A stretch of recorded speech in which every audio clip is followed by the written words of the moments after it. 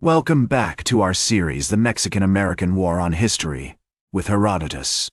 As General Winfield Scott's army prepared to launch a major invasion of Mexico, the city of Veracruz stood as a formidable fortress, guarding the entrance to the country. With its thick walls and strategically located defenses, the city seemed impregnable.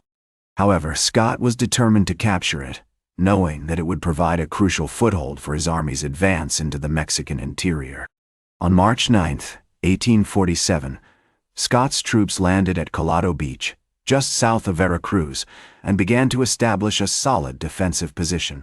The Americans then commenced a siege of the city, using their artillery to pound the walls and defenses. The Mexicans, led by General Juan Morales, put up a valiant resistance, but they were vastly outnumbered and outgunned.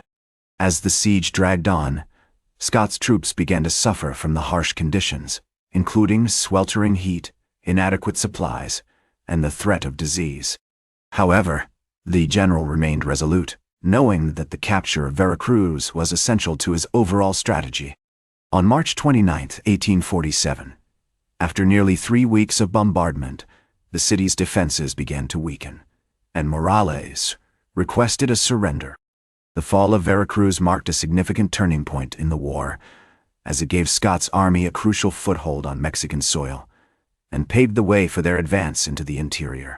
The city's capture also had a profound impact on the Mexican government, which was forced to confront the reality of its weakened military position.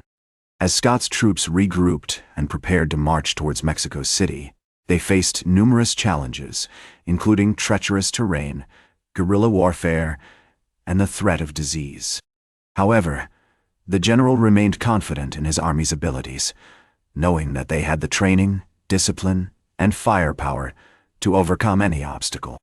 The march from Veracruz to Mexico City was a grueling one, with Scott's troops facing numerous challenges along the way.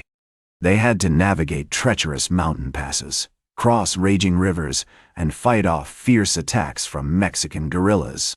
Despite these challenges, the Americans pressed on, driven by their determination to capture the Mexican capital and bring a swift end to the war.